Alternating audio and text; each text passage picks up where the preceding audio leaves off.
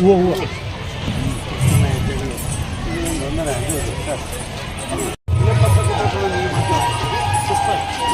यदा हि धर्मस्य ज्ञानिर्भवति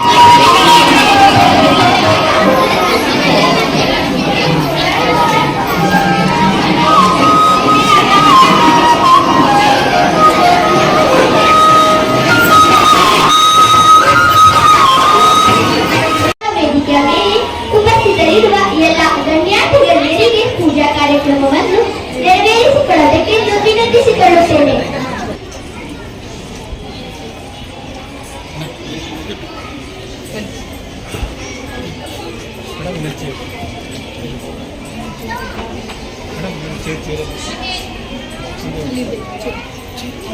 इकडे बन्नी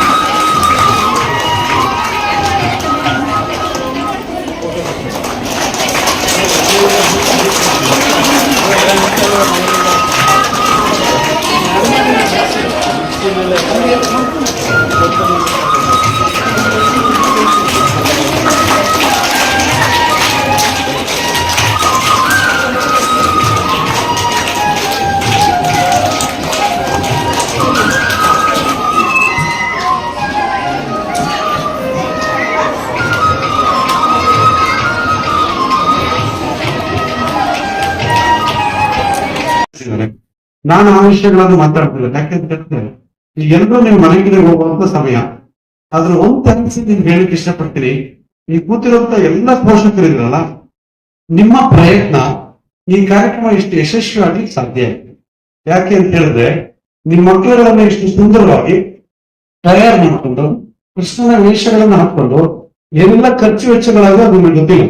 ಆದ್ರೆ ಇಷ್ಟು ಸುಂದರವಾಗಿ ನೋಡಿ ಬರ್ಬೇಕು ಅಂತ ಹೇಳಿದ್ರೆ ಪೋಷಕರು ಸಂಪೂರ್ಣವಾದಂತಹ ಮನಸ್ಸಿನಿಂದ ಈ ಕಾರ್ಯಕ್ರಮ ನಡೆಸಿದ್ರಿಂದ ಬಹುಶಃ ಯಶಸ್ವಿಯಾಗಿದೆ.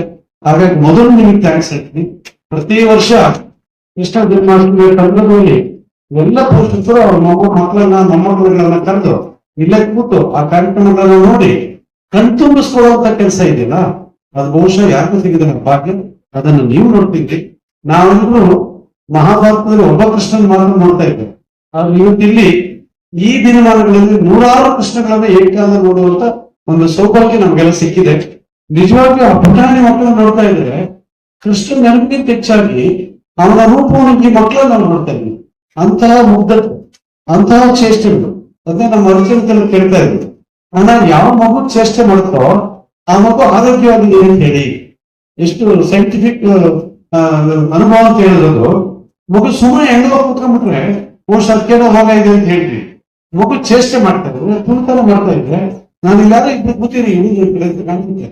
ನಮ್ಮ ದೊಡ್ಡ ಹುಡುಗರು ಡ್ಯಾನ್ಸ್ ಮಾಡ್ತಾ ಇದ್ರೆ ಇವ್ರ ಕೊರಳಲ್ಲಿ ಅವ್ನು ನನ್ನ ತಿಂತಾನೆ. ನಾನು ತೋರಿಸ್ತಾ ಇದ್ದೆ, ನಾವು ಏನ್ ಮಾಡ್ತಾ ಇದ್ದೀವಿ ಅಂದ್ರೆ ನಾವು ಎಂಜಾಯ್ ಮಾಡ್ತೀವಿ, ಖುಷಿ ಪಡ್ತಾ ಇದ್ವಿ. ಅಂದ್ರೆ ಮಕ್ಕಳಲ್ಲಿ ಆತಂಕ ಮನೋಲ್ಲಾಸ ಆಗುವಂತ ಕ್ರಿಯೆಗಳು, ಕ್ರಿಯೇಟಿವಿಟಿಗಳಾದಾಗ ಮಾತ್ರ ಬಹುಶಃ ಮಕ್ಕಳೆಲ್ಲ ಆರೋಗ್ಯವಾಗಿದ್ದಾರೆ, ಮುಂದೆ ತುಂಬಾ ಚೆನ್ನಾಗಿ ಬೆಳೀತಾರೆ ಅನ್ನುವಂತ ಒಂದು ಸೂಚನೆ ಕಾಣ್ತದೆ.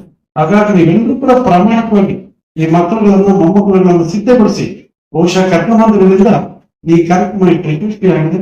ಹಾಗಾಗಿ ನಿಮಗೆ ಧನ್ಯವಾದಗಳನ್ನು ಹೇಳ್ತಾ ವೇದಿಕೆ ನೀಡುವಂತ ಎಲ್ಲ ಗಣ್ಯರಿಗೂ ಮತ್ತೊಮ್ಮೆ ನಾನು ಅನಂತ ಧನ್ಯವಾದಗಳನ್ನು ಸಮರ್ಪಣೆ ಮಾಡಿ ಮಾತನ್ನು ಮುಗಿಸ್ತೀನಿ. ಜೈ ಶ್ರೀ.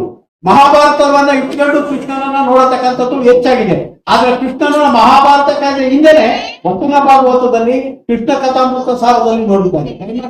ನಿಂತೀನಿ ಬಹುಶಃ ಕನ್ನಡದಲ್ಲಿ 2 ಮಹತ್ವ ಪುಸ್ತಕಗಳು ಬಂದಿದ್ದಾವೆ. ಒಂದು ವಚನ ಭಾಗವತ ಮತ್ತೆ ಶ್ರೀಕೃಷ್ಣ ಕಥಾಮೃತ ಸಾರ. 2 ಕೃತಿಗಳನ್ನು ನಿಮ್ಮ ಮನೆಗಳಲ್ಲಿ ಇಟ್ಕೊಂಡ್ರೆ ಇಡೀ ಕೃಷ್ಣನ ಬದುಕು ಎಲ್ಲವೂ ಕೂಡ ನಿಮ್ ಕಣ್ಮುಂದೆ ನಿಮ್ಮ ಮಕ್ಕಳಿಗೆ ಹೇಳಲಿಕ್ಕೆ ಸಾಧ್ಯ ಆಗ್ತದೆ ಅಂತ ನಾನಾದ್ರೂ ಅನ್ಕೊಂಡಿದ್ದೀನಿ.